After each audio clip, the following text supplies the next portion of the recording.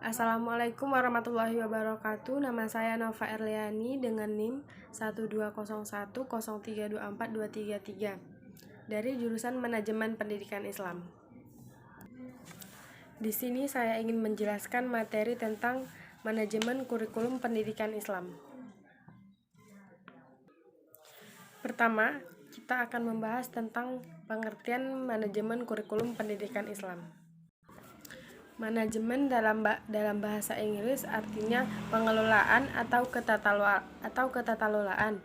Sedangkan manajemen kurikulum adalah pengaturan yang sistematis mengenai pengelolaan kurikulum untuk mencapai kurikulum tertentu dan berfungsi untuk meningkatkan efektivitas kinerja guru maupun siswa dalam mencapai tujuan pembelajaran.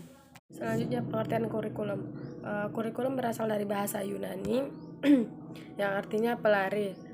Sedangkan menurut beberapa pendapat, kurikulum dapat diartikan sebagai bentuk kegiatan yang harus dilakukan bersama oleh guru dan murid, yang mengandung makna pedagogis baik institusi formal maupun non-formal.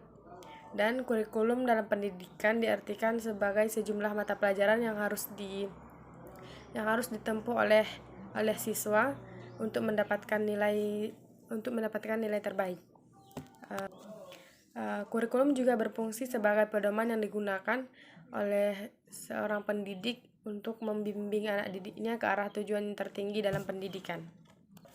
Selanjutnya, pendidikan Islam adalah pendidikan yang didasarkan pada nilai-nilai ajaran Islam yang terkandung dalam Al-Quran dan hadis, dan juga berdasarkan pendapat para ulama dalam politik sejarah umat Islam.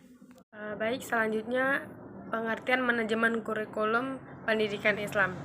Manajemen kurikulum pendidikan Islam adalah usaha sistematis yang dilakukan seseorang melalui aktivitas perencanaan atau perorganisasian dalam pelaksanaan dan evaluasi kurikulum yang dilandasi dengan nilai-nilai yang terkandung dalam pendidikan. Baik, kedua, konsep kurikulum lembaga pendidikan Islam. Menurut pengertiannya, konsep kurikulum berarti jalan terang yang dilalui oleh pelajar dan guru untuk mengembangkan pengetahuan dan keterampilan serta sikap serta perilaku. Selanjutnya, fungsi kurikulum. Pertama, kurikulum sebagai program studi. Kedua, kurikulum sebagai sebagai kegiatan perencanaan. Ketiga, kurikulum sebagai hasil belajar. Keempat, kurikulum sebagai konten. Kelima, kurikulum sebagai pengalaman belajar. Keenam, kurikulum sebagai produksi kultural. Dan ketujuh, kurikulum sebagai produksi. Selanjutnya, ciri-ciri kurikulum pendidikan Islam. Pertama, menonjolkan tujuan agama dan akhlak pada berbagai tujuan, kandungan maupun metode. Kedua, memiliki keseimbangan di antara kandungan kurikulum dari segi ilmu dan seni. Ketiga, memiliki perhatian yang luas dan kandungan yang menyeluruh tepat pada sasaran utamanya. Dan yang keempat, berkecenderungan pada seni halus, aktivitas pendidikan jasmani, pengetahuan, teknik, dan latihan kejujuran.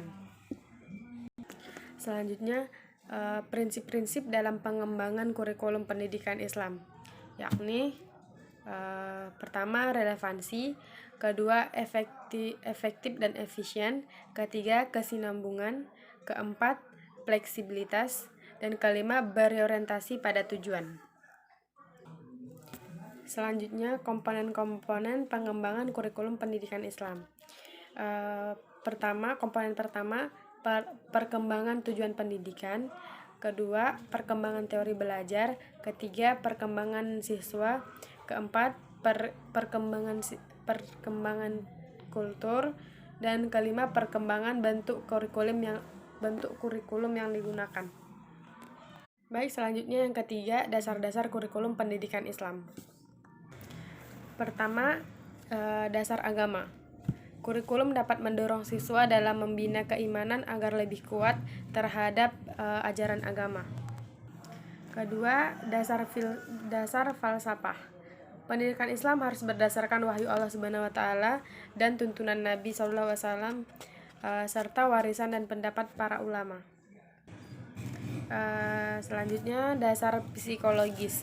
Kurikulum harus sejalan dengan ciri perkembangan siswa terhadap kematangan dari semua segi perkembangannya.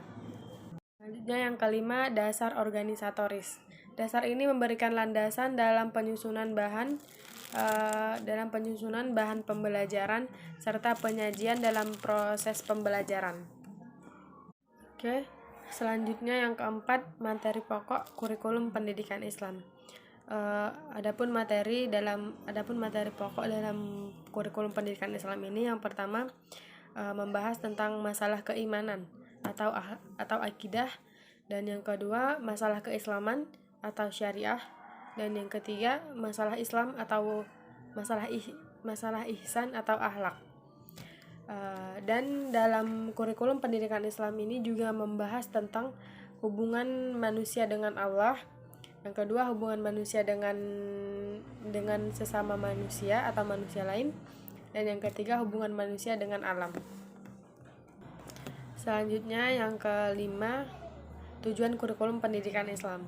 Kurikulum pendidikan Islam bertujuan untuk mengembangkan atau menciptakan muslim yang beriman dan bertakwa serta berilmu pengetahuan. Ada juga tujuan kurikulum pendidikan Islam, yakni yang pertama untuk pembinaan individu atau warga negara, yang kedua pembinaan pribadi muslim, dan yang ketiga pembinaan warga negara umat muslim dan yang sehat jasmani dan rohani, dan yang keempat pembinaan pribadi secara motivasi dan keinginan yang sesuai dengan diri masing-masing. Yang keenam, menciptakan manusia yang terdidik pada seni dan menghargai seni. Selanjutnya, membentuk manusia yang memiliki kemampuan sosial dan berpolitik. Baik, cukup sekian yang bisa saya jelaskan. Mohon maaf atas segala kekurangan dan kesalahan. Assalamualaikum warahmatullahi wabarakatuh.